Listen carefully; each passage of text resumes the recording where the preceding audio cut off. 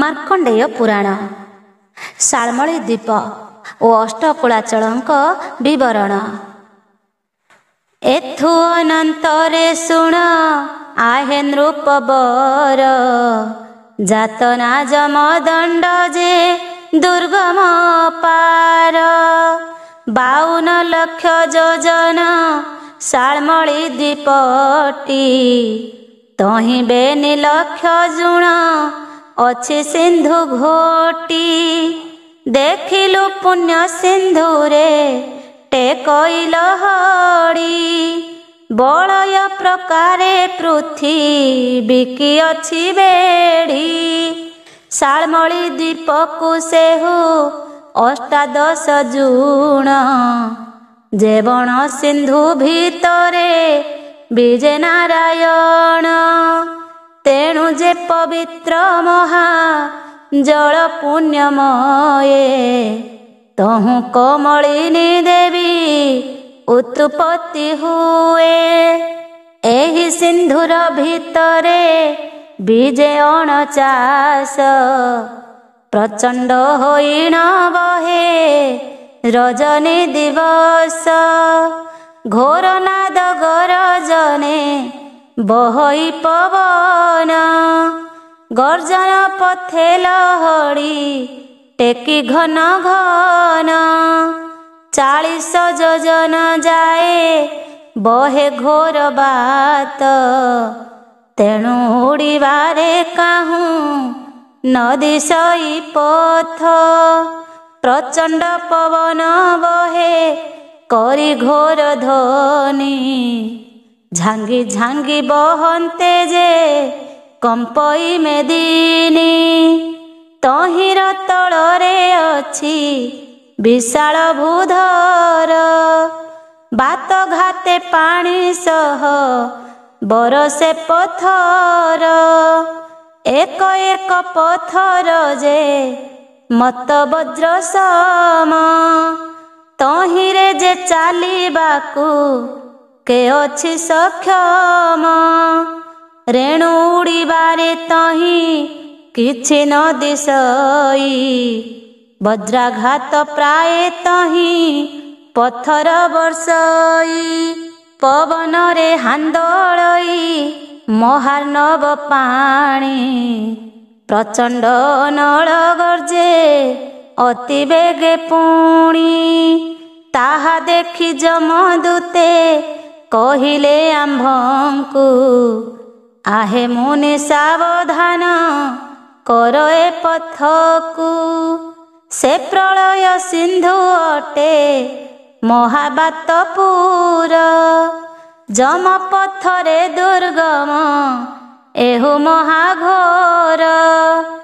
ଏଥିର ଚରିତ ଶୁଣ ଆହେ ତପୋବନ୍ତେ, ପୂର୍ବ କାଳେ ଦୁଷ୍ଟପଣ କଲେ ପରବତେ। ପକ୍ଷୀ ପ୍ରାୟ ହୋଇ ଯାଇଥିଲେ ଶୂନ୍ୟ ଉଡ଼ି, ଦେଶ ଗ୍ରାମ ପୁର ଦେଖି ବସନ୍ତି ସେ ମାଡ଼ି। ସେ ସ୍ଥାନ ମାନଙ୍କେ ଥାନ୍ତି ଯେତେ ଜୀବଜନ୍ତୁ, ପର୍ବତ ମାଡ଼ି ବସନ୍ତେ ପାଆନ୍ତି ସେ ମୃତ୍ୟୁ। ଏମନ୍ତ ଅନେକ ରାଜ୍ୟ କଲେ ସେ ବିନାଶ, ସଦା ଆକାଶ ଭ୍ରମଣେ ତାଙ୍କ ଅଭିଳାଷ। ଅନେକ ନାସିଲେ ଜୀବ ଜନ୍ତୁ ମଞ୍ଚପୁରେ, ମାତଳି କହିଲେ ପୁରୁ ହୁତଙ୍କ ଛାମୁରେ। ଶୁଣ ସାବଧାନେ ଆହେ ଦେବ ସଚିପତି, ମଞ୍ଚରେ ପର୍ବତ ମାନେ କଲେ କନୀତି। ନିଶା କାଳେ ଦିଗମାନ ଭ୍ରମିବାକୁ ଯାଆନ୍ତି, ଗ୍ରାମ ମାନ ଦେଖି କରି ମାଡ଼ିଣ ବସନ୍ତି। ଗୋରୁ ଗୋବତ୍ସା ମନୁଷ୍ୟ ଆଦି ନାନା ଜୀବ, ପର୍ବତଙ୍କ ଯୋଗୁ ଏହୁ ପାଇଲେ ପ୍ରାଭବ।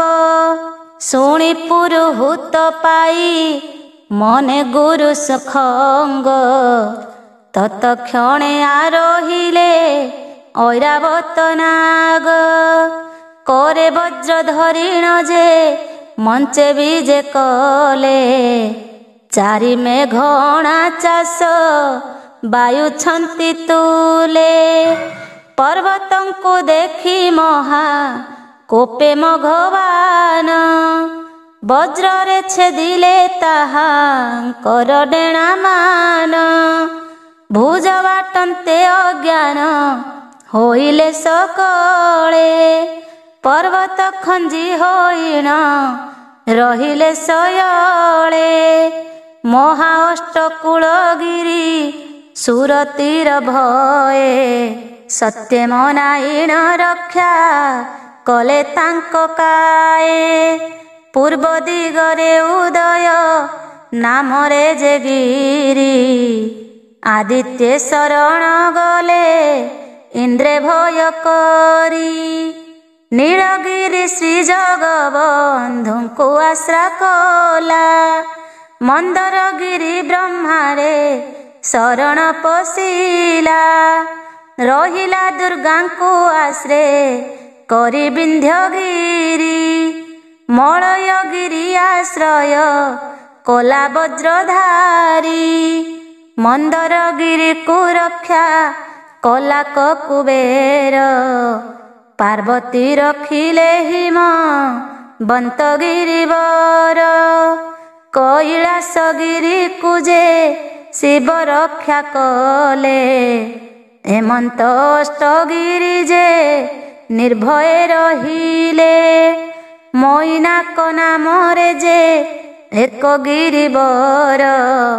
ପବନକୁ ସ୍ତୁତି ସେହୁ କରଇ ଅପାର। ଗିରିବର ଭକତି ଯେ ଦେଖିଣ ମରୁତ। ଇନ୍ଦ୍ରକୁ ବଳେ ଉଡ଼ାଇ ଆଣିଲା ତୁରିତ। ବରୁଣ ମନ୍ଦିରେ ତାକୁ ଗୁପତେ ଥୋଇଲା। ଏମନ୍ତ ସମୟେ ତହିଁ ବିମାନ ରହିଲା। ପର୍ବତକୁ ନିବାରିଣ ଦେବ ସଚିପତି।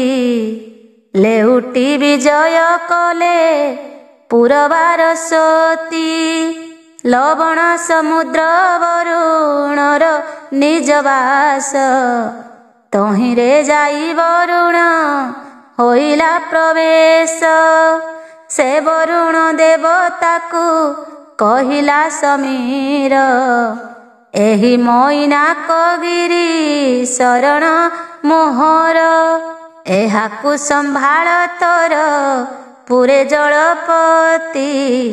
ମୁଁ ତୋର ସାନୁଜ ଘେନ ମୋହର ବିନତି। ବରୁଣ ବୋଇଲା ଏହୁ ଇନ୍ଦ୍ରର ବୈରୀ। ଏହାକୁ ଯେବେ କଦୟା ହୋଇଲା ତୋହରି। ଆମ୍ଭେ କହିଦେବା ଠାବେ ତୁ ହି ରକ୍ଷା କର। ତୋହର ଆଶ୍ରାରେ ଥାଉ ଏହି ଗିରିବର। ବରୁଣ ଆଜ୍ଞା ପ୍ରମାଣେ ପ୍ରଚଣ୍ଡ ପବନ। ମୈନାକକୁ ଘେନିଣ ଘେରହିଲା ସ୍ଥାନ। ଏଇ ସେହି ମହାଗିରି ମୈନାକ ନାମ। ଉଡ଼ନ୍ତି ପଥର ମାନ ମରୁତ ସଙ୍ଗେଣ। ପ୍ରଚଣ୍ଡ ପବନ ଅତି ପରିମଳ ବାରି। ଶପଥ ସମୁଦ୍ରେ ନିତ୍ୟ ଟେକଇଲ ହରି। ଜନ୍ତୁପତି ଏକ ଦିନେ ଆସିଥିଲେ ଥ।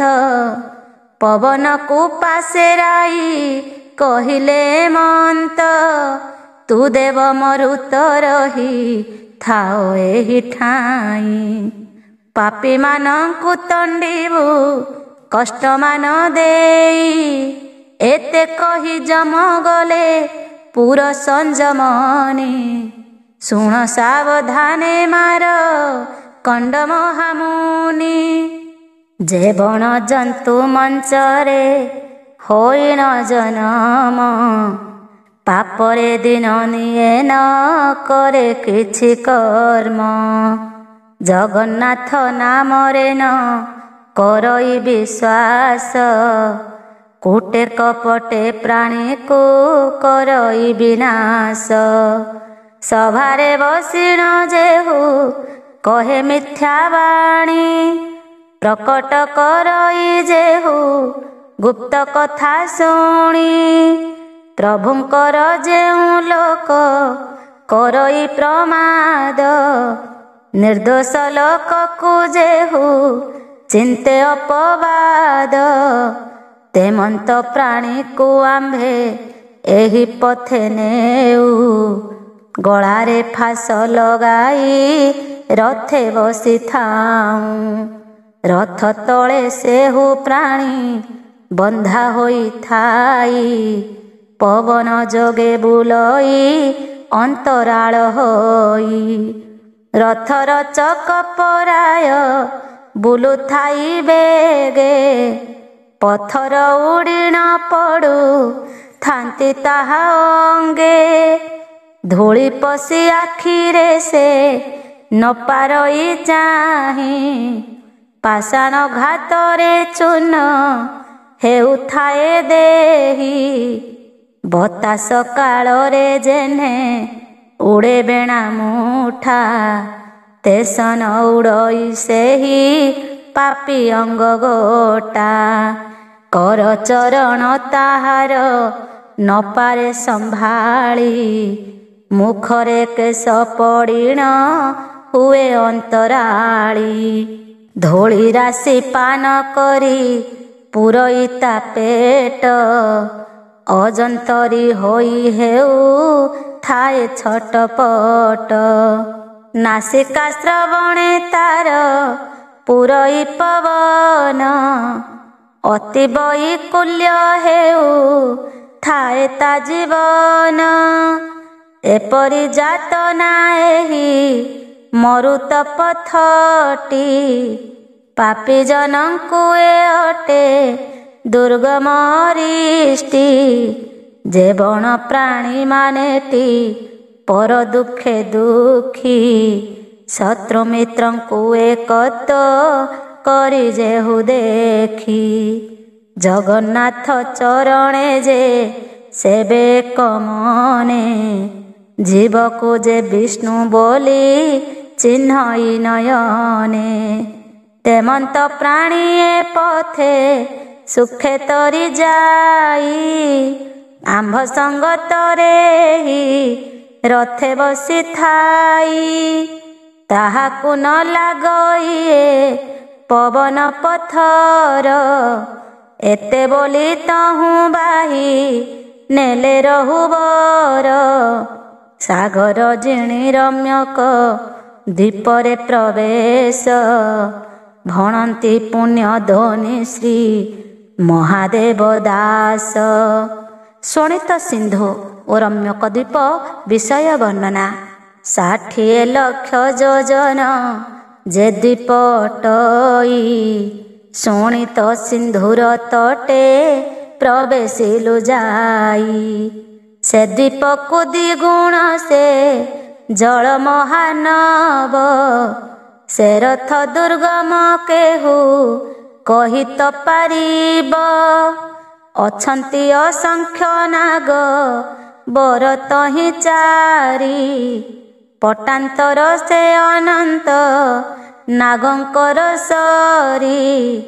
ଫଣା ଟେକିଣ ସର୍ବଦା ଗର୍ଜନ୍ତି ପନଗ, ଦକ୍ଷିଣ ଦିଗକୁ ଲାଗି ଅମାପ ସେ ନାଗ।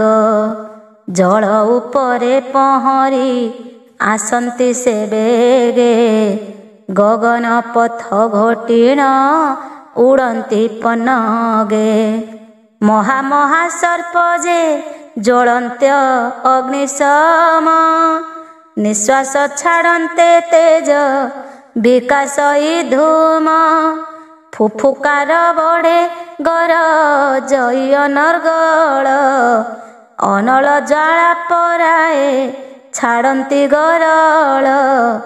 ବିଷର ଲହରୀ ତହୁଁ ଉଠେ ଘନ ଘନ, ଭ୍ରମନ୍ତି ନାନା ବର୍ଣ୍ଣର ନାଗେ ଅବିଚ୍ଛିନ୍ନ। ଗର୍ଜନ୍ତି ତର୍ଜନ୍ତି ଊର୍ଦ୍ଧ୍ୱେ ଟେକି ମହାଫେରୁ, ତାଙ୍କ ତାପେ ବୃକ୍ଷମାନେ ଜଳିଯାନ୍ତି ଦୂରୁ। ଗଗନ ପଥକୁ ବ୍ୟାପି ବୁଲନ୍ତି ସେ ନାଗେ, କହିଲେ କାଳ ବିକାଳ ପୁଣି ଆମ୍ଭ ଆଗେ। ବୋଲନ୍ତି ଦେଖ ହେ ମୁନି କାଳ ଘୋର ସର୍ପ, ଏ ପୁଣି ଗଞ୍ଜନ୍ତି ପାପୀ ମାନଙ୍କର ଦର୍ପ।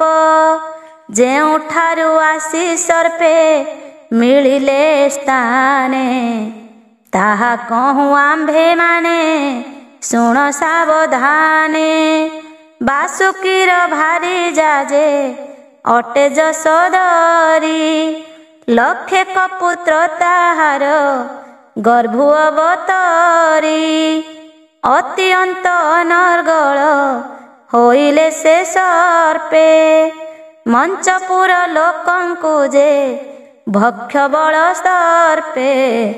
ପର୍ବତ କନ୍ଦର ମଧ୍ୟେ ଗୁପ୍ତେ ଲୁଚିଥାନ୍ତି, ନିଶା କାଳରେ ବୁଲିଣ ମନୁଷ୍ୟ ଖାନ୍ତି। ନିଶା ପ୍ରଭାତେ ଯାଇଣ ଲୁଚନ୍ତି ବର୍ବରେ, ଦିନ ଅବଶେଷେ ଯାଇ ଭ୍ରମନ୍ତି ରାଜ୍ୟରେ। ଜଳ ଜନ୍ତୁଙ୍କୁ ଖୋଜିଣ ଭକ୍ଷନ୍ତି ସେ ସୁଖେ, ଏମନ୍ତେ ଅନେକ ଜନ୍ତୁ ଭକ୍ଷନ୍ତି ମୁରୁଖେ। ଯହୁଁ ଅନେକ ପରାଣୀ ହୋଇଲେ ବିନାଶ, ଅନ୍ତର୍ଯ୍ୟାମୀ ପୁରୁଷତା ଜାଣି ପୀତବାସ। ଗରୁଡ଼କୁ ରାଇ ଆଜ୍ଞା ଦେଲେ କ ଶ୍ରୀହରି, ବୋଇଲେ ମଞ୍ଚପୁରକୁ ଯାଅ ବେଗ କରି। ପନ୍ନଗ ବଳ ଭକ୍ଷିଲେ ସର୍ବଜୀବ ଜନ୍ତୁ, ତୁହ ବୈନତେୟ ଯାଇ ଦିଅ ତାଙ୍କୁ ମୃତ୍ୟୁ। ଶୁଣିଣ ସେ ଖଗବର ମଞ୍ଚେ ବିଜେ କଲା, ଅନେକ ସର୍ପ ବଳକୁ ଖୋଜିଣ ଖାଇଲା। ବନ ପର୍ବତ ଯେବି ବର ଗୋପ୍ୟ ସ୍ଥାନ, ଗରୁଡ଼ ଭକ୍ଷଇ ଖୋଜି ଖୋଜି ନାଗ ସୈନ୍ୟ। ଏମନ୍ତେ ନାଗ ରକ୍ଷନ୍ତେ ବିନତାର ପୁତ୍ର, ଭଏ ନାଗ ବଳ ଭାଙ୍ଗି ହେଲେ ଛିନ୍ନ ଛତ୍ର। ବାସୁକୀ ରାଜାର ଥିଲେ ଲକ୍ଷେକ ନନ୍ଦନ, ଅସି ଅର୍ବୁଦ ତାହାଙ୍କ ସଙ୍ଗେ ନାଗ ଗଣ। ଏବେ ସୈନ୍ୟ ଘେନି ଜନ ମାନ ଖାଉଥିଲେ, ଗରୁଡ଼କୁ ଦେଖିଣ ସେ ଦୂରୁ ପଳାଇଲେ। ଖୋଜି ଖୋଜି ବୈନତେୟ ଭକ୍ଷଇ ପନଗ, ପଳାନ୍ତେ ନାଗମାନେ ଯେ ମନେ ମହାତଙ୍ଗ। ଉଡ଼ଙ୍ଗ ରାଜା ନାମେ କଇ ମହାମେରୁ, ସହସ୍ର ନାଗଙ୍କ ତୁଲେ ପଳାଇ ସେ ଦୂରୁ। ସଞ୍ଜମଣିପୁରେ ଯାଇ ମିଳିଲା ଝଟତି, ଶରଣ ପଶିଲା ଯାଇ ଯମ ପଛକତି। ଜନ୍ତୁପତି ତାହାଙ୍କର ରଖିଲେ ଶରଣ, ଏକାଳେ ମିଳିଲା ପକ୍ଷୀ ସମନ ଆଗେଣ। ଗରୁଡ଼ ବୋଇଲା ହେ ଆଦିତ୍ୟର ବତ୍ସ, ବିଷ୍ଣୁ ଦୋରେ ହାକୁ କେବେ ଶରଣ ନରଖ। ଏ ପାପିଷ୍ଠ ମାନେ ମଞ୍ଚେ ଉପଦ୍ରବ କଲେ, ଜୀବଜନ୍ତୁ ମାନଙ୍କୁ ଏ ଅଦୋଷେ ଖାଇଲେ। ନାରାୟଣ ପ୍ରଭୁ ମୋତେ ଆଜ୍ଞା ଦେଲେ ରାଇ, ଏହାଙ୍କୁ ଭକ୍ଷିବି ମୁହିଁ ଜୀବ ରକ୍ଷା ପାଇଁ। ତୁହି ଏହାକୁ ରକ୍ଷାନ କରି ନାଶ କର, ଏମାନେ ଥିଲେ ବିନାଶ ହୋଇବ ସଂସାର। ତୋହର ବଳେ ଏହାଙ୍କୁ ନ ପାରିବୁ ରଖି, ମୋତେ ଦେଖୁଅଛୁ ତୁହି ସର୍ପକୁ ମୁଁ ଭକ୍ଷୀ, ତୋତେ ଆଦି କରି ସଂହାରିବି ସବୁ ସର୍ପ। ସରୁ ଜଗତରେ ଚିନ୍ତା ସର୍ବ ଉପଦର୍ପ, ତାହା ଶୁଣି କରି ଯମ ମନେ ଭୟ କଲା। ଗରୁଡ଼କୁ ବୋଧି ସ୍ତୁତି ବଚନେ କହିଲା, ବୋଇଲା ତୁ ଦେବଟୁ ବିଷ୍ଣୁର ବାହନ।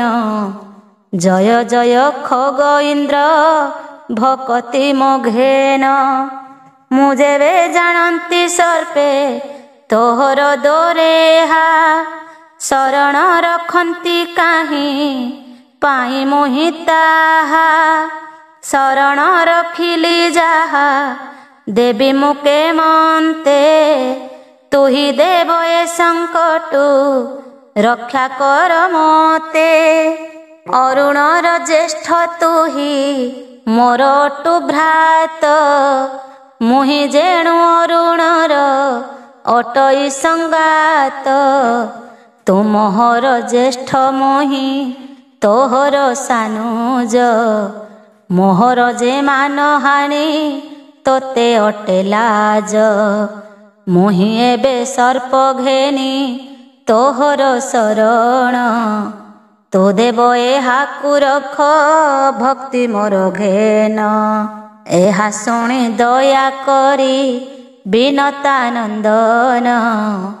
ବୋଇଲେ ରଖିଲୁ ଯେବେ ତୁହି ନାଗମାନ, ଭୃତ୍ୟପଣେ ସମସ୍ତେ ତୋତେ ସେବିଥିବେ।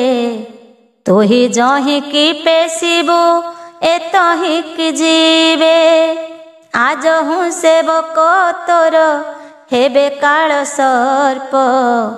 ଗଞ୍ଜିବେ ପାପୀ ଜନ ମାନଙ୍କର ଦର୍ପ, ମୋହର ନାମ କୁସୁମ ରିବେ ଯେଉଁ ପ୍ରାଣୀ। ତାହାଙ୍କୁ ଅପଘାତ ଏ ନ କରିବେ ପୁଣି, ସତ୍ୟମଣିଣ ଗରୁଡ଼ ବୈକୁଣ୍ଠକୁ ଗଲା। ତହୁଁ ଜନ୍ତୁପତି ସବୁ ସର୍ପକୁ ରାଇଲା, ଉଡ଼ଙ୍ଗ ନାମ ସର୍ପକୁ ବୋଲେ ନାଶ କର। ତୁହି ଯାଇ ରହ ଜଳ ବିବର ସେ ପୁର, ସଞ୍ଜମନି ପୁରର ସେ ଉତ୍ତର ଦିଗରେ।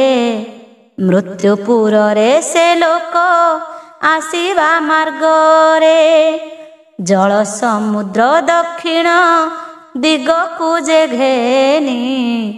ଅଚିନ୍ତାରେ ରହିଥିବୁ ପନଗ ସଇନି, ଯେତେ ଆସୁଥିବେ ହି ଦିଗେ ମୃତ୍ୟୁ ହୋଇ।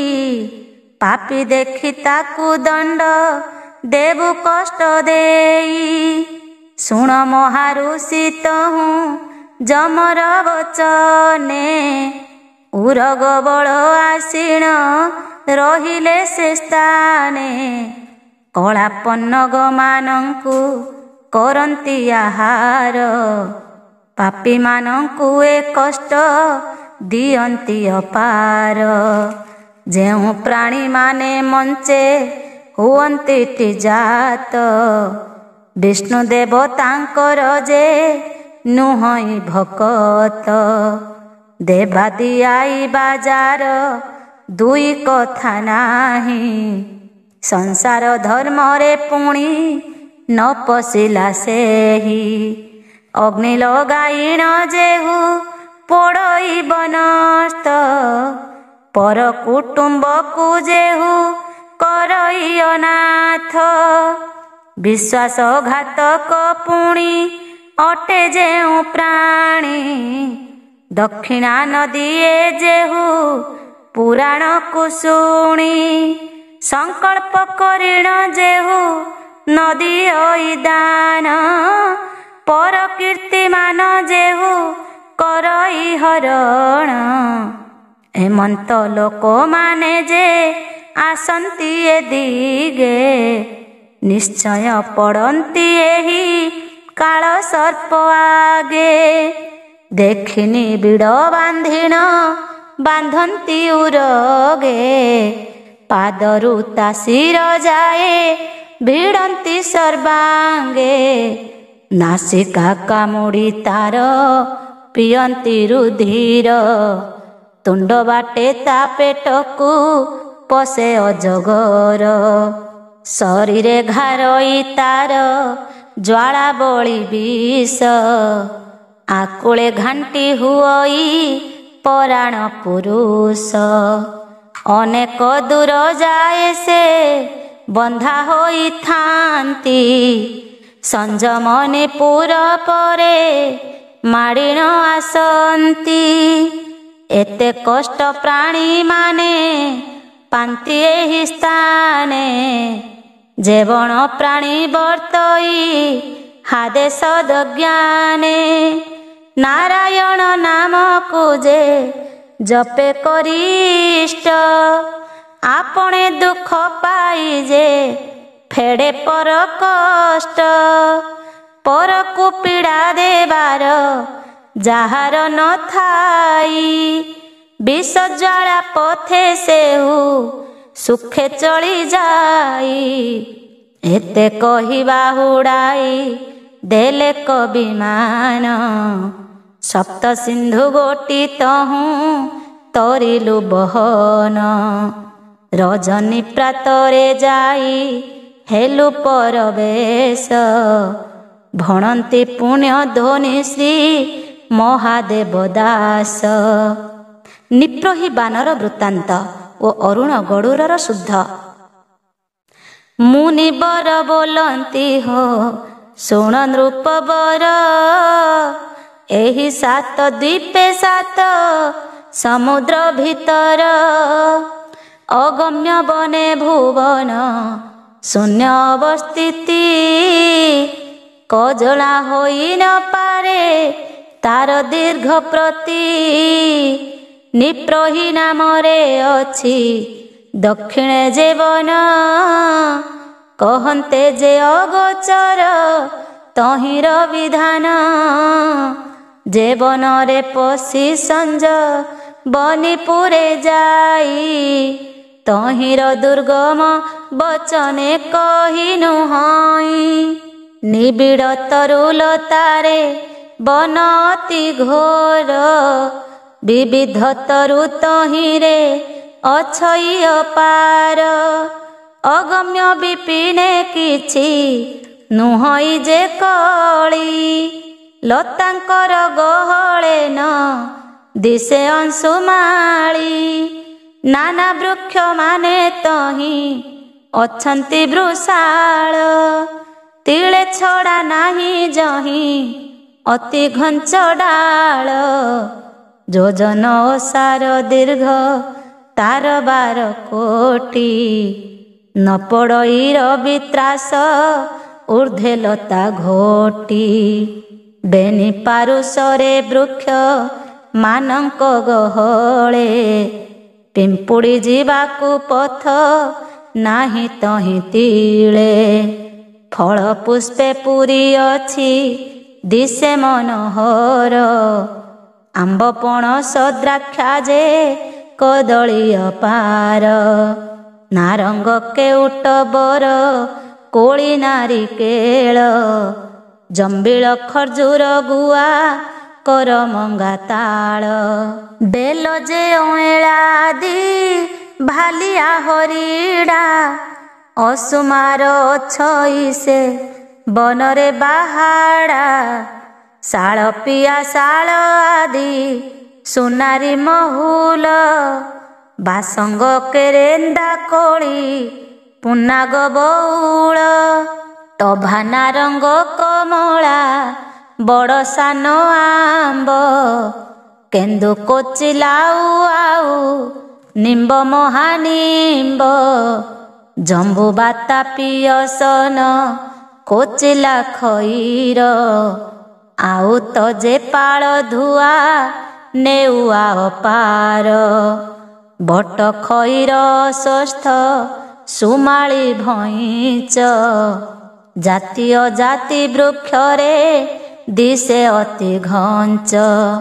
ବିବିଧ ପ୍ରକାର ଫୁଲ ଅଛି ହେ ନୃପତି, ଚମ୍ପା ମଲ୍ଲି କରୁଆ ଯେ ମାଧବୀ ସେବତୀ। ଟଗର ତରାଟ ଯେ ରଙ୍ଗଣୀ କନିଅର, ଜାତି ଜୁଥି ଛୁରୀ ଅନା ପାଟଳି ମନ୍ଦାର। ବିବିଧ କୁସୁମେ ଶୋଭା ପାଉଛି ସେବନ, ଫଳ ଭରେ ବୃକ୍ଷ ସବୁ ଦିଶେ ଶୋଭାବନ। ବୃକ୍ଷ ମାତ୍ର କେ ଯେତେକ ଅଛନ୍ତି ସେ ତହିଁ, ଅପୂର୍ବ ବନ ଦେଖିଲେ ମନ ଜୀବ ମୋହି।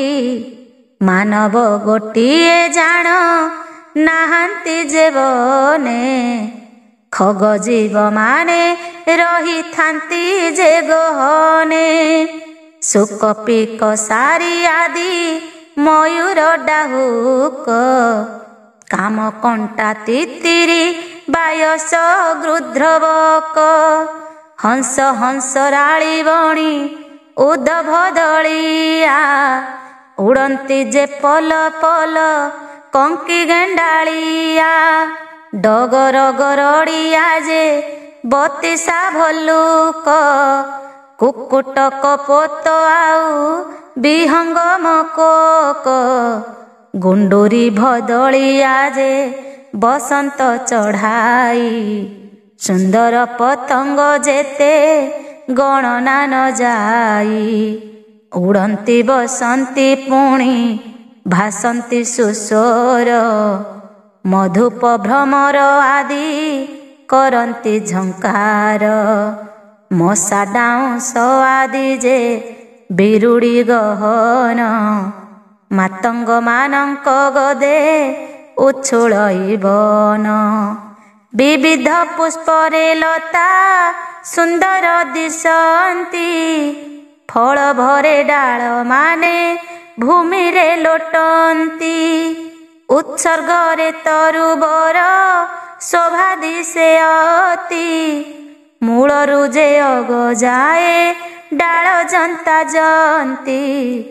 ପକ୍ଷୀମାନଙ୍କ ଗହଳେ ନ ଦିଶଇ ତରୁ, ସେବନକୁ ଦେଖି ଆମ୍ଭେ ପ୍ରଶଂସିଲୁ ଦୂରୁ।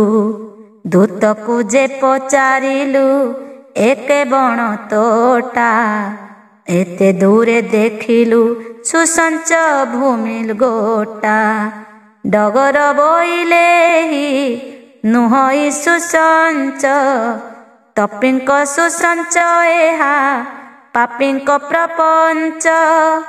70 ଲକ୍ଷ ଯୋଜନ ଅପୂର୍ବ ବିପିନ, ଆପଣେ ଯେ ଜନ୍ତୁପତି ଗୋପିଛି ଏ ବନ। ଯେଉଁ ଯେଉଁ ପକ୍ଷୀ ମାନେ ଅଛନ୍ତି ଏ ବନେ, ଯହୁଁ ଅଇଲେ ବନକୁ ଶୁଣ ଏକ ମନେ। ବିନତାର ନନ୍ଦନ ଯେ ଗରୁଡ଼ ଅରୁଣ, ପକ୍ଷୀଙ୍କର ଉପରେ ଯେ ଅଟନ୍ତି ରାଜନ। କଶ୍ୟପ ଋଷିଙ୍କର ଯେ ଅଟନ୍ତି ତନଏ, ପ୍ରଜାପତି ନନ୍ଦିନୀ ବି ନତା ତାର ମାଏ। ଗରୁଡ଼ ବୋଲଇ ମୁହିଁ ହେବି ଖଗ ରାଜା, ସକଳ ପକ୍ଷୀ କରିବେ ମୋର ପାଦ ପୂଜା। ଅରୁଣ ବୋଇଲା ମୋର ଅଛହିତ ଭାଗ, ଏକାଳେ ତୋତେ ଖଟିବେ କିମ୍ପା ସବୁ ଖଗ। ତୋହର ମୋହର ତେବେ କରିବା ସମର, ଯେ ଜିଣିବ ସେ ହୋଇବ ରାଜା ପକ୍ଷୀଙ୍କର। ଏତେ ବୋଲିଣ କ୍ରୋଧରେ ହେଲେ ଅନାଅନି, ଯୁଦ୍ଧ ଆରମ୍ଭରେ ଦୁହେଁ ସାଜିଣ ସଇନି। ମଞ୍ଚମଣ୍ଡଳକୁ ଆସି ଯୁଦ୍ଧ ଆରମ୍ଭିଲେ, ବିଶ୍ରାମ ନ କରି ଦୁହେଁ ସକ୍ରୋଧେ ଯୁଝିଲେ। ସମ୍ପଦ ଅର୍ଥେ ସୋଦର ଭାବନା ନ କଲେ, ସୋଦରେ ସୋଦର ଦୁହେଁ ବୈରୀ ହୋଇଲେ। ସତେକ ବରଷ ତହିଁ କଲେ କସମର। ପକ୍ଷବାତ ଘାତେ କମ୍ପି ଗଲା ତେନିପୁର। ପକ୍ଷଙ୍କର ପବନରେ ବହିଲା ବତାସ। କନ୍ଦର ଗହନ ବନ ସବୁ ଗଲା ନାଶ। ପକ୍ଷୀଙ୍କର ଉତ୍ତଘାତେ ପୃଥିବୀ ଆକୁଳ। କମ୍ପିଲେ କଥର ହର ହୋଇ ଗିରିବାଳ। ଗରୁଡ଼ ଋଣ ଦୁଇ ଭାଇଙ୍କର କଳି। ଲାଗିବାରୁ କମ୍ପମାନ ହେଲା ମହିସ୍ଥଳୀ। ଉଲ୍କାପାତ ଆକାଶରୁ ହୋଇଲା ସଂସାରେ। ବ୍ରହ୍ମା ବିଜେ କଲେ ଆସି ସମର ସ୍ଥାନରେ। ଦୂରୁ ଡାକ ଦେଲେ ରହ ରହ ପକ୍ଷୀମାନେ। ଆମ୍ଭେ କଥାଏ କହିବୁ ଶୁଣ ସାବଧାନେ। ଯୁଦ୍ଧ ନ କର ତୁମ୍ଭଙ୍କୁ ବିଷ୍ଣୁଙ୍କ ଶପଥ। ତାଙ୍କ ଆଜ୍ଞା ଭ୍ରଷ୍ଟ କଲେ ହେବ ଭସ୍ମୀଭୂତ। ଏହା ଶୁଣି ପକ୍ଷୀମାନେ ଯୁଦ୍ଧ ତ୍ୟାଗ କଲେ। ବ୍ରହ୍ମାଙ୍କର ମୁଖ ଚାହିଁ ଶିରେ କର ଦେଲେ। ଗରୁଡ଼ ବ୍ରହ୍ମାଙ୍କ ମୁଖ ଚାହିଁ ନ ବୋଇଲା।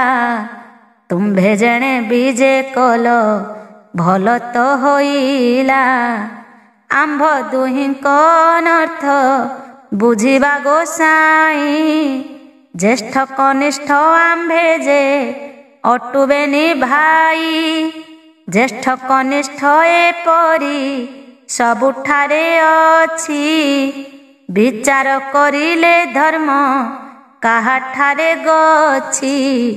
ମୁହିଁ ଜ୍ୟେଷ୍ଠ ପୁତ୍ର ସେହି ସାନ ମୁନିବର। ଦୁଷ୍ଟ ଭାବେ ମୋ ସଙ୍ଗେ କରଇ ସମର। ଅରୁଣ ବୋଲଇ ମୁହିଁ ଅଟେ ଜ୍ୟେଷ୍ଠ ପୁତ୍ର। ମୋତେ ଆଗ କରି ଜାତ କରିଛନ୍ତି ମାତ। ଏଥିରେ ସନ୍ଦେହ ମାନ ଘେନି ପିତାମହ। ଜ୍ୟେଷ୍ଠ କନିଷ୍ଠ କିଏ ସେ ବିଚାରିଣ କହ।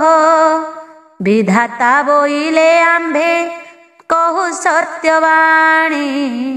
ତୁମ୍ଭ ଦୁହିଁଙ୍କର ଜନ୍ମ କଥା ଅଛୁ ଜାଣି। କଶ୍ୟପ ଭାରିଜା ଅଟେ ବିନତା ଯେ ସତୀ। ତୁମ୍ଭ ଦୁହିଁକି ଧରି ସେ ହେଲେ ଗର୍ଭବତୀ। ପ୍ରସବ ସମୟ ହେଲା ଅଣ୍ଡା ଦୁଇ ଜାତ। ତା ଦେଖିଣ ମନେ ମନେ ଭାବି ତପବନ୍ତ। ଜ୍ୟେଷ୍ଠ ଡିମ୍ବ ଗୋଟି ମୁନି ନିଜ କରେ ଘେନି। ପ୍ରସନ୍ନ ହୋଇଣ ଆଜ୍ଞା ଦେଲେ ମହାମୁନି।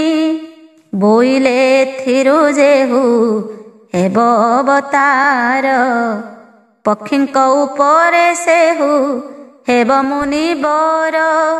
ଗରୁଡ଼ ହୋଇବ ରାଜା ଖଗର ଉପରେ। ପଡ଼ିବେ ସକଳ ପକ୍ଷୀ ତାହାଙ୍କ ପୟରେ। ଆର ଡିମ୍ବ ଗୋଟି ପୁଣି ଘେନି ମୁନି କରେ। ବେନି ଡିମ୍ବ ଦେଲେ ନେଇ ବିନତା ଗୋଚରେ। ବିନତା ରଖିଲେ ତାହା ଅତି ଯତ୍ନ କରି। ଅନେକ ଦିନ ଯେ ତହିଁ ଗଲା ଅପସରି। ବିମନେ ବିନତା ସେ ବଳିଷ୍ଠ ଡିମ୍ବ ଗୋଟି। ଭଗ୍ନ କଲେ ମାରି ନିଜ ତର୍ଜନୀ ଅଙ୍ଗୁଷ୍ଠୀ। ତହିଁରୁ ଏହି ଅରୁଣ ହୋଇଲେ ଉତ୍ପନ୍ନ। କୋମଳ ଏହାର ଦେହ ଦିଶେ ରଙ୍ଗବନ। କନିଷ୍ଠ ହୋଇଣ ତେଣୁ ଅଗ୍ରଜ ହୋଇଲା।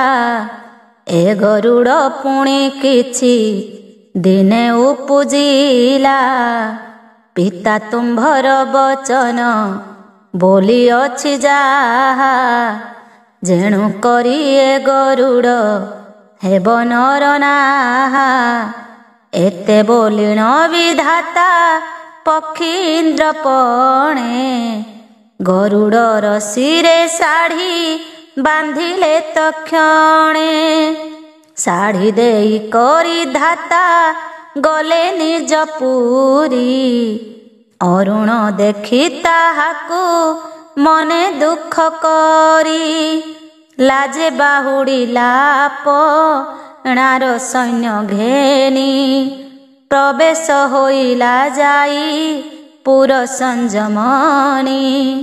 ଜନ୍ତୁପତି ଥିଲା ମାତ୍ର ଅରୁଣର ସଙ୍ଗେ, ଅରୁଣ ସେ ଅପମାନ କହିଲା ତାଗେ।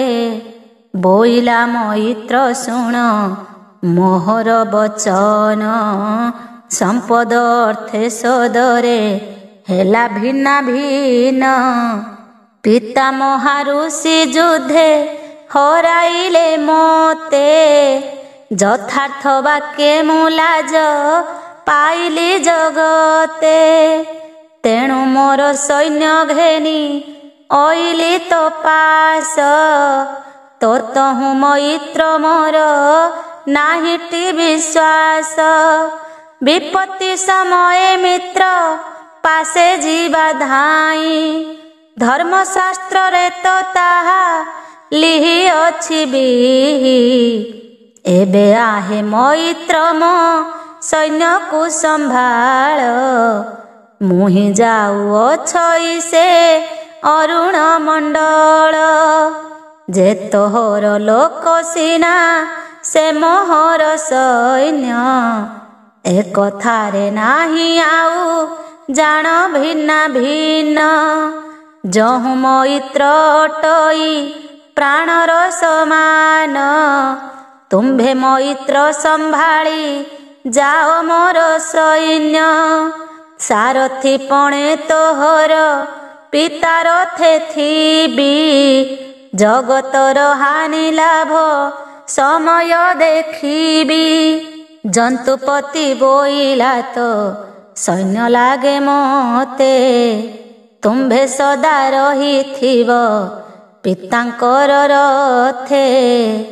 ଯେବେ ଥିବ ତୁମ୍ଭେ ପିତାଙ୍କର ସନ୍ନିଧାନେ, ଆମ୍ଭଙ୍କୁ ତ ଦୟା ଏକା କରିଥିବ ମନେ। ଅରୁଣ ବୋଇଲା ଦୟା ଅଟଇ ମୋହର, ସବୁ କଥା ଜାଣନ୍ତି ତ ଜଗତ ଈଶ୍ୱର। ପକ୍ଷୀ ଗୁଡ଼ିକ ମୋହର ଯତ୍ନ କରି ପୋଷ, ଏତେ ବୋଲି ଗଲା ତହୁଁ ବିନତାର ସୂତ। ଦେବଣ ପକ୍ଷୀ କି ହୁଡ଼ି ଗଲା କରୁଣ, ତାହାକୁ ଛାଡ଼ିଲେ ଏହି ସ୍ଥାନେ ଜନ୍ତୁରାଣ। ପକ୍ଷୀଙ୍କି ବୋଇଲା ତୁମ୍ଭେ ଏହି ସ୍ଥାନେ ଥିବ, ଆତ୍ମା ସୁଖେ ଫଳ ଫୁଲ ମାନଙ୍କୁ ଭକ୍ଷିବ।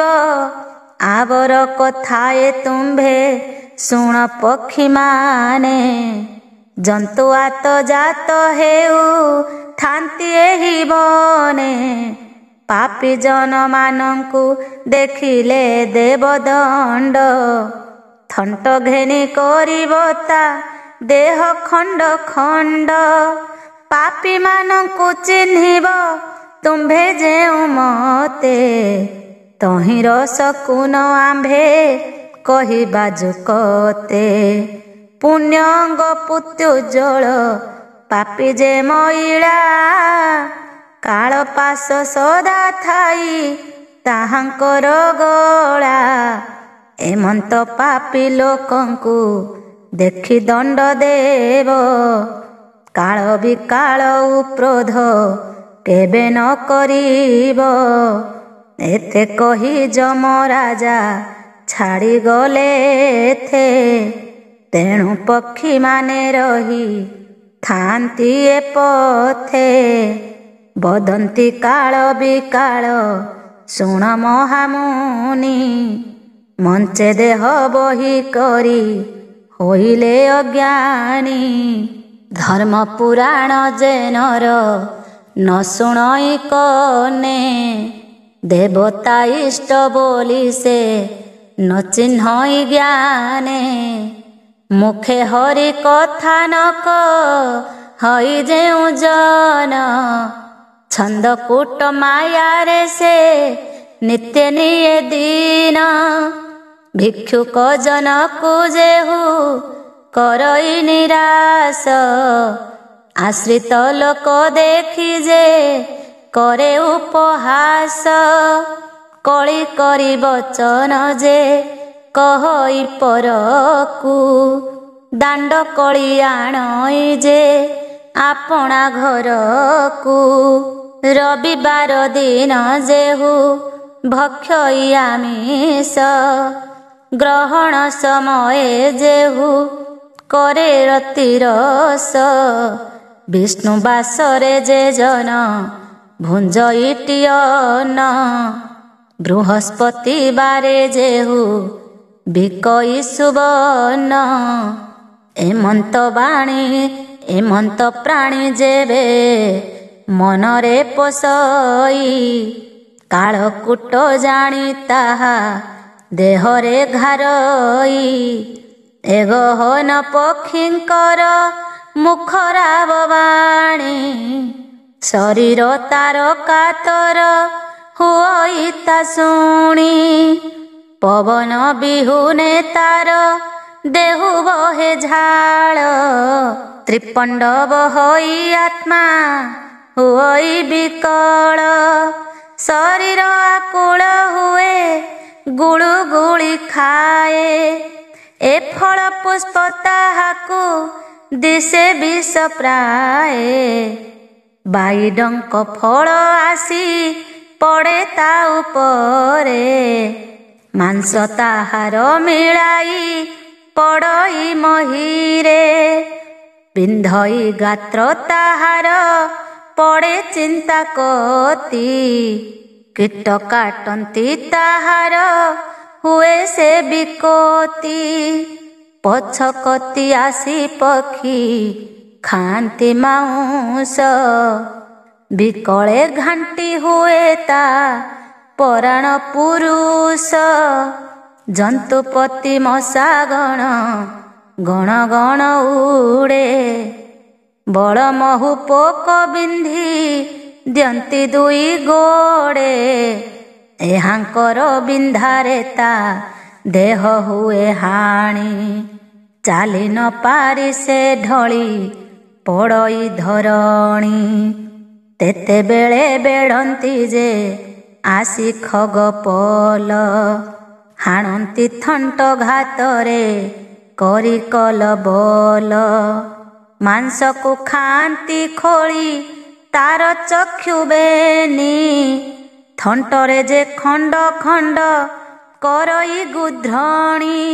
କର୍ଣ୍ଣମୂଳରେ ଧ୍ୱନି ଯେ କରନ୍ତି ଭଲ୍ଲୁକ।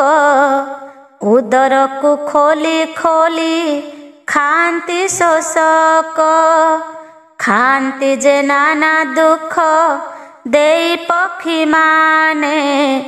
ଥଣ୍ଟେ ଥଣ୍ଟେ ଘେନି ଚିଲ ଉଡ଼ଇ ଗଗନେ। ଗୁଧ୍ର ପକ୍ଷୀ ଉଡ଼ି ଉଡ଼ି କାମୁଡ଼େ ତାହାକୁ। କାକମାନେ ଥଣ୍ଟ ଭରି ଭାଙ୍ଗନ୍ତି ତା ବୁକୁ। କରନ୍ତି ତାହାକୁ କଷ୍ଟ ଦେଇ କଲବଲ। ହଡ଼ା ଗୋରୁକୁ ବେଢ଼ାନ୍ତି ଯେହ୍ନେ କାକପଲ। ସେହି ମତିରେ ବେଢ଼ନ୍ତି ପକ୍ଷୀ ଚଉକତି। ହାଡ଼ ରଖି ମାଂସ ତକ ଖାଆନ୍ତି ବିକୋତି। ଅନେକ କଷ୍ଟ ପାପୀଙ୍କି ଦିଅନ୍ତି ଏ ଠାଇଁ। ତେଣୁ ଏହି ବଣ ନାମ ନିପ୍ରହି ବୋଲାଇ। ବଞ୍ଚନ୍ତି ଯେ ବେଣ ପ୍ରାଣୀ ମାନେ ସଦଜ୍ଞାନେ।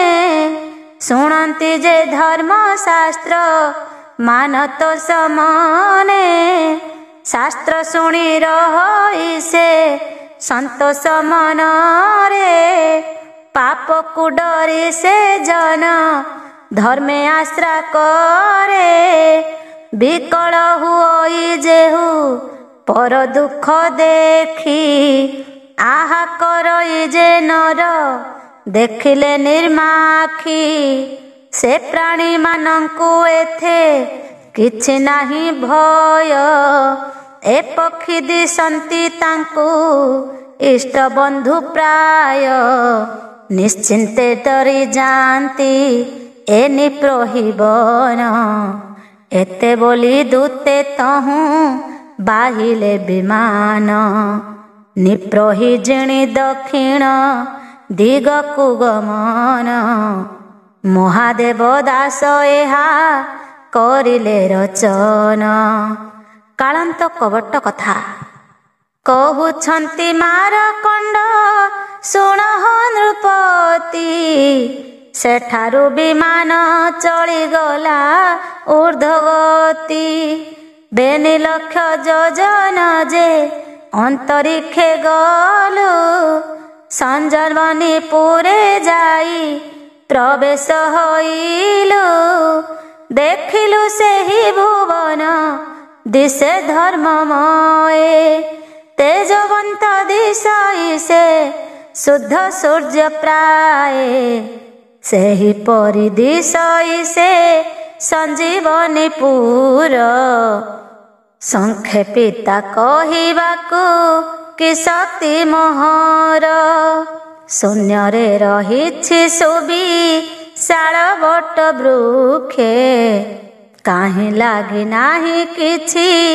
ଅଛି ଅନ୍ତରିକ୍ଷେ ଉଚ୍ଚେ 180,000 ଯୋଜନ ସେ ତରୁ ଅତି ହିଁ ଆରମ୍ଭେ ସେହୁ ଆଚ୍ଛାଦିତ ଦୂରୁ ତହିଁର ଉପରେ ପୁଣି ସୁବର୍ଣ୍ଣର ପୁର ଅଷ୍ଟରତ୍ନେ ଜଡ଼ିତ ଦିଶଇ ସୁନ୍ଦର 84 ଯୋଜନ ସେ ପୁର ଦୀର୍ଘ ପ୍ରତି ଚନ୍ଦ୍ର ସୂର୍ଯ୍ୟ ବିହୀନରେ ଦିଶେ ଦିବ୍ୟ ଜ୍ୟୋତି ସତେ କ୍ରୋଶ ଓସାର ସେ ସୁବର୍ଣ୍ଣ ପ୍ରାଚୀର ଦେଉଳ ମଣ୍ଡପ ତହିଁ ଦିଶେ ଧାର ଧାର ସୁସଞ୍ଚ ପୂର୍ବପୁର ଗୋଟା ମହାଶୋଭା ରବି ଶଶୀ ନଥାଇ ସେ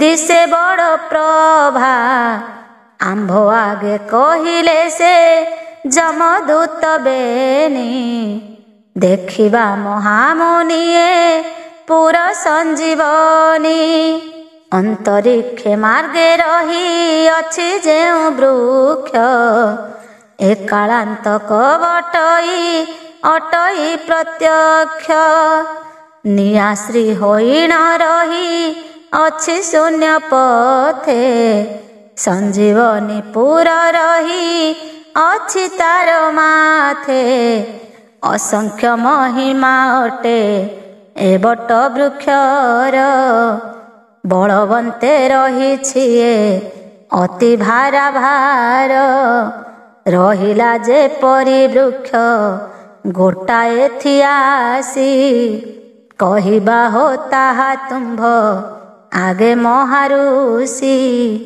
ମର୍ମନିଧି ନାମରେ ଯେ ଏକ ସତ୍ୟ ଯୁଗେ ସୁର ନର ନାମେ ଇନ୍ଦ୍ର ବସେ ସ୍ୱର୍ଗ ଭାଗେ ଗୁଣନିଧି ନାମ ଅଟେ ତାହାଙ୍କ ନନ୍ଦନ ଗନ୍ଧର୍ବର ଉପରେ ସେ ଅଟେ ମୁଖ୍ୟବାନ ବୋଇଲେ ସେ ଗନ୍ଧର୍ବକୁ ରାଇ ସୁର ରାଏ ଏହି କ୍ଷଣି ଯିବୁ ତୁହି ଶ୍ୟାମ ବନ ଯାଏ ନାରଦ ବୋଲେ ଅମୃତ ବଟ ଅଛି ତହିଁ ପ୍ରତ୍ୟକ୍ଷରେ ଦେବଦାରୁ ସେ ବଟ ଅଟଇ ସେ ଗଛକୁ ଆଣି ତୁହି ମଧୁବନେରୁ ବିଳମ୍ବ ନ କରି ଶୀଘ୍ର ଏହି କ୍ଷଣି ଯାଅ। ରଥ ଗଜ ଅଶ୍ଵ ଆଦି କିଛି ନେବୁ ନାହିଁ, ପାଦ ଗତିରେ ଗଲେ ସେ ବୃକ୍ଷ ଭେଟ ପାଇ। ଖୋଜିବୁ ଶ୍ୟାମଳ ବନେ ପଶି ପୂର୍ବ ଦିଗେ, ସେ ବୃକ୍ଷ ଛଇନି କାଞ୍ଚନ ଗିରି ଭାଗେ। ଗିରି ଶିଖର ପରାଏ ଦିଶେ ସେହି ତରୁ, ଅନିୟମିତ ଅମୃତ ଝରେ ତା ଶିଖରୁ। ଯେନର ଭକ୍ଷେ ଅମର ହୋଇ ତାକାଏ, ବୃଦ୍ଧଙ୍ଗ ଦିଶଇ ଯେ ନବଯୁବା ପ୍ରାଏ। କନ୍ଦର୍ପ ସମାନ ଦିଶେ ତାର ତେଜ ରୂପ, ତାହାକୁ ଆଣି ନନ୍ଦନ ବନ ମଧ୍ୟରେ ରୋପ। ପୂର୍ବେ ନନ୍ଦନ ବନରେ ଏହି ବୃକ୍ଷ ଥିଲା, ଅମୃତାକ୍ଷ ଦୈତ୍ୟ ତାକୁ ଚୋରାଇ ଯେ ନେଲା। ସେ ଅମୃତାକ୍ଷ ଦୈତ୍ୟକୁ ହର କଲେ ନାଶ, ତୁ ଏବେ ନୀଳବନୁ ସେ ବୃକ୍ଷ ଘେନି ଆସ। ସାମାନ୍ୟ ବୃକ୍ଷ ସେ ସିନା ଆଣିବୁ ତୁ ବହି, ଶୁଣିଣ ଗନ୍ଧର୍ବ ଗଲା ତହୁଁ ବେଗ ହୋଇ। ନୀଳବନକୁ ଯାଇଣ ଭେଟିଲା ସେ ବୃକ୍ଷ, ଶକୁନ ଦେଖି ଜାଣିଲା ବାସବର ବତ୍ସ। ବାହୁବଳରେ ଉପାଡ଼ି ତା ଇନ୍ଦ୍ର କୁମର, ବହି ନେବାକୁ ସେ ବନେ କରଇ ବିଚାର। ବୋଲଇ କେ ମନ୍ତେ ବହି ନେବି ଏ ବୃକ୍ଷକୁ, ଲାଜ ତ ଅଟଇ ଏହା ଗରିଷ୍ଠ ଲୋକକୁ। ବୋଝ ବହି ଗଲେ ସରି ଯିବ ବଡ଼ପଣ, ମୁହିଁ ସେହି ଗନ୍ଧର୍ବ ଯେ ଅଟେ ବଡ଼ ଜାଣ। ବୋଝ ମୁଣ୍ଡାଇ ନିଅନ୍ତେ ମୁହିଁ ମଞ୍ଚପୁର, ଗନ୍ଧର୍ବେ ଦେଖି ହସିବେ ହୋଇ କର କର। ବୋଲିବେ ଇନ୍ଦ୍ର ସୁତ ଗନ୍ଧର୍ବେଶ୍ୱର ହୋଇ, ଗଛ ଗୋଟିଏ ଆଣିଛି ମୁଣ୍ଡେ ମୁଣ୍ଡିଆଇ। ଏମନ୍ତ ବୋଲିଣ ହାସ୍ୟ କରିବେ ଯେ ଜନ, ମାନହାନି କଥା ହବ ମରଣ ସମାନ। ଏତେ ବୋଲିଣ ଗନ୍ଧର୍ବ ଭାଳୁ ଅଛି ବସି, ଆରେ ମିଳିଲେ ସନକ ଋଷିଙ୍କର ଶିଶି। ସେହି ଋଷିଙ୍କର ନାମ ତାରକ ଯେ ମୁନି, ନୀର ଆଣି ଯାଇଥିଲେ ତୃଷାତୁରେ ପୁଣି। କଟି ତଟେ କଷା ବସ୍ତ୍ର ଜଟା ଭାର ଶିରେ, ରୁଦ୍ରାକ୍ଷ ମାଳା ଗୋଟିଏ ଲମ୍ବିତ ହୃଦୟରେ। ତମ୍ଭା କୁଣ୍ଡଳ ଯୋଡ଼ିଏ ଶୋଭଇ କନରେ, ବିଭୂତି ବିଲେପନ ଯେ ସକଳ ଅଙ୍ଗରେ। ସନକ ଋଷିଙ୍କର ସେ ଅଟଇ ତନଏ, ସର୍ବଦା ସେ ଋଷି ପୁତ୍ର ନୀଳବନେ ଥାଏ। ତୃଷାର ଆରତେ ଲାଉ ଥାଳ ଘେନି କରେ, ଜଳ ଆଣିବାକୁ ବନେ ଯାଏ ଧୀରେ ଧୀରେ। ଗୁଣନିଧି ଗନ୍ଧର୍ବ ଯେ ଦେଖି ସେ ଋଷିଙ୍କି, ଡାକଇ ହେ ମୁନି ସୁତ ଆସ ଏଠାଇକି। ଏ ବୃକ୍ଷ ଗୋଟାକ ଘେନି ଚଳ ସ୍ୱର୍ଗପୁରୀ, ମଧୁବନ ଠାରେ ଆଣି ପହୁଞ୍ଚାଅ ଧରି। ଋଷି ବୋଇଲେ ବେଠିଆ ଆମ୍ଭେ ତୋର ନହୁଁ, ମନୁଷ୍ୟ ଚିହ୍ନି ନ ପାରୁ ଅଇଲୁ ତୁ କାହୁଁ। ବିଦ୍ୟାଧର ପ୍ରାୟ ଦିଶେ ତୋହର ଯେ ମୂର୍ତ୍ତି ସ୍ୱଭାବ ଜାଣିଲୁ ତୋର ଅଟେ ପଶୁରୀତି। କିସ ନାମ ତୋର କହ କେଉଁ କୂଳେ ଜାତ, କେ ତୋହର ପିତା ପୁଣି କେ ତୋହର ମାତ। ବାଳୁତ ସ୍ୱଭାବ କିବା ଅଟଇ ତୋହର, ଋଷିଙ୍କି କେମନ୍ତେ ତୁହି ବୁହାଇବୁ ଭାର। ମୂର୍ଖ ସ୍ୱଭାବ ବହିଣ ନ ଚିହ୍ନିଲୁ ମନ୍ଦ, ଏହାକୁ ବୋଲି ନୟନ ଥାଉ ଥାଉ ଅନ୍ଧ। ଶୁଣି ମନେ କୋପ କଲା ବାସବର ସୁତ, ବୋଇଲାରେ ଋଷି ଅଟୁ ତୁହି ଖଳ ଚିତ। ମୁହିଁ ସେ ଇନ୍ଦ୍ରର ସୁତ ଅଟେ ବିଦ୍ୟାଧର, ଗୁଣନିଧି ନାମ ଜାଣ ଅଟଇ ମୋହର।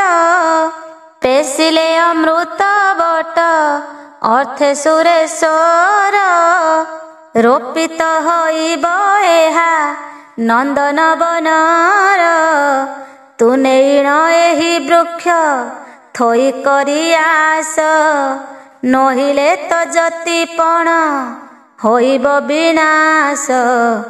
ଦେବ ସେବକ ଅଟନ୍ତି ଜାଣ ଯୋଡ଼ିମାନେ, ନ ଘେନିବୁ ତୁ ମୋହର ବୋଲ ହତ ଜ୍ଞାନେ। ମୁହିଁ ତୋ ହାତେ ବୁହାଇ ନେବି ଆଜି ବୃକ୍ଷ, ଜାଣିବା ହେବ ତୋହର କେହୁ ସାହା ପକ୍ଷ। ଏତେ ବୋଲି ସେ ଗନ୍ଧର୍ବ ଋଷିଙ୍କି ଧଇଲା, ଅମୃତ ବଟ ତାହାଙ୍କ ମଥାରେ ଲଦିଲା। ଗଳଥା ମାରି ବୋଲଇ ଚାଲ ବେଗ ହୋଇ, ସେ ତାରକ ଋଷିଙ୍କର ବାକ୍ୟ ନ ସ୍ଫୁରଇ। ବାଳକ ସ୍ୱଭାବେ ସେହୁ ଋଷିଙ୍କ କୁମର, ବୃକ୍ଷକୁ ମୁଣ୍ଡେ ଘେନିଣ ଚାଲେ ଖର ତର। ଶରୀରେ ପୀଡ଼ା ତାହାର ମନରେ ବିରସ, ଅମରପୁରରେ ଯାଇ ହେଲା ପରବେଶ। ଗୁଣନିଧି ଗନ୍ଧର୍ବ ଯେ ତାରକ ଏବେନି, ସୁଧର୍ମା ସଭାରେ ଉପସ୍ଥିତ ବୃକ୍ଷ ଘେନି। ସେହି ସଭାରେ ସନକ ମୁନି ବସିଥିଲେ, ଆପଣାର ପୁତ୍ର କଷ୍ଟ ନୟନେ ଦେଖିଲେ। ବୋଇଲେ କେହୁ ତୋତେ ବୁହାଇଲା ଏହା, କେବଳ ପାପିଷ୍ଠ ହେଲା ମୁନିର ଦୋରେହା। ଏଡ଼େକ ଭରସା ପୁଣ ହୋଇଲା ତାହାର, ଏଡ଼େ ବୃକ୍ଷ ଲଦି ଅଛି ତୋହର ମଥାର। ପିତାର ବଚନ ଶୁଣି ତେ ତାରକ ମୁନି, ବୃକ୍ଷକୁ ତଳେ ପକାଇ କାନ୍ଦେ ତପିମଣି। କ୍ରୋଧେ ଗଦ ଗଦ ହୋଇ ବୋଲନ୍ତି ଉତ୍ତର, ବୋଲଇ ସେ ସାବଧାନେ ଶୁଣ ହୋ ପିଅର। ଗୁଣନିଧି ଗନ୍ଧର୍ବ ଯେ ବାଟେ ମତେ ଧରି, ସିଣେ ବୃକ୍ଷ ଲଦି ଆଣେ ଧକ୍କା ମାରି ମାରି। ଆହୁରି ବୋଇଲା ତୁହି କାହାକୁ କହିବୁ, ଆମ୍ଭର ସେବକ ସିନା ତପି ମାନେ ସବୁ।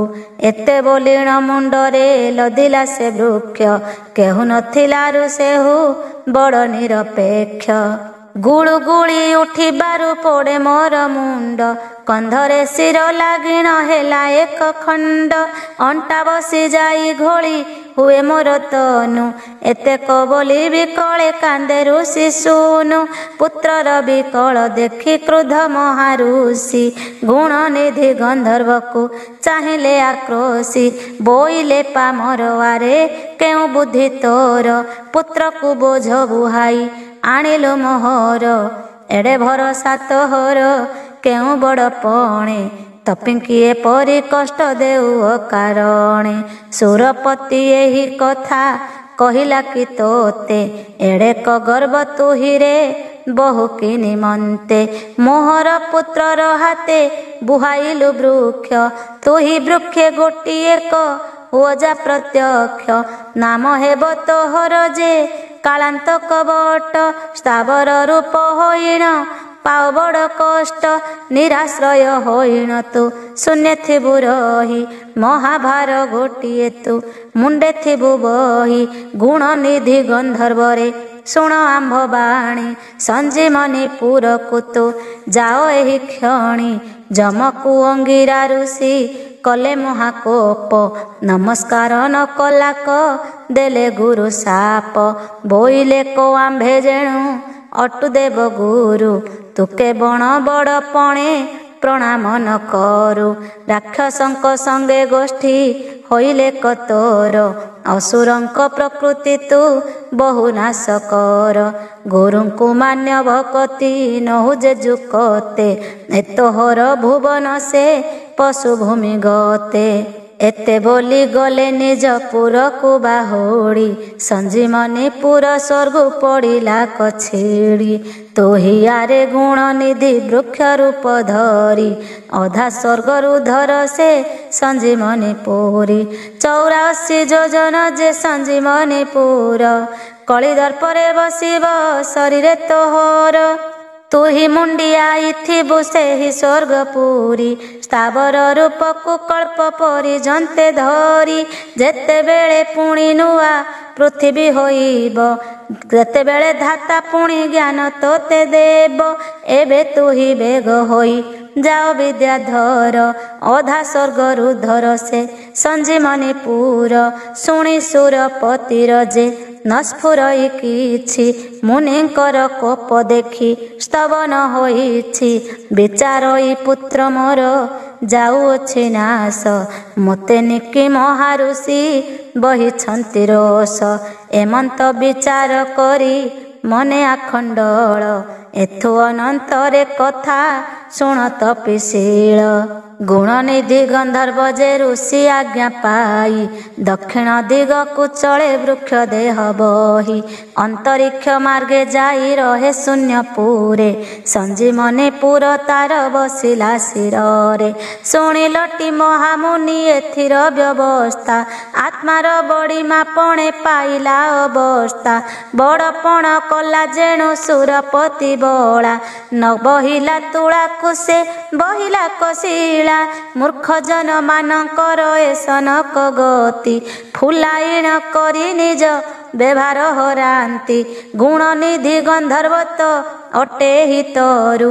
କାଳାନ୍ତ କବିଟ ହୋଇ ଅପାର କାଳରୁ। ଏଥିର ଉପରେ ଦେଖ ଦିଶେ ଯେଉଁ ପୁର। କୃତାନ୍ତକ ଦେବତାର ଅଟଇ ଯେ ଘର। ନହେ ରାତ୍ର ନହେ ଦିନ ସନ୍ଧ୍ୟା ଅନବ୍ରତେ। ମନ୍ଦର ପର୍ବତ ଛାଇ ପଡ଼ୁଥାଏ ଏଥେ। ରବି ଶଶି କିରଣ ନ ଲାଗଇ ଯହିଁକି। କେବଳ ପଟାନ୍ତର ହୋ ଲାଗଇ ତହିଁକି। ଅଷ୍ଟରତ୍ନେ ସେହି ପୁର ତାର ଦିବ୍ୟ ଜ୍ୟୋତି। ରବି ଶଶି ବିହୀନରେ ଦିଶେ ସନ୍ଧ୍ୟାମତି। ଅପୂର୍ବ ପୁର ଗୋଟିଏ ଶୂନ୍ୟରେ ନିର୍ମାଣ। ଗୁଣ ନିଧି ଗନ୍ଧର୍ବତା ବସିଛି ମୁଣ୍ଡେଣ। ଆହେ ସାଧୁ ସନ୍ଥ ଜନେ ନଘେନିବ ଦୋଷ। ଭଣଇ ଯେ ପୁଣ୍ୟ କଥା ମହାଦେବ ଦାସ।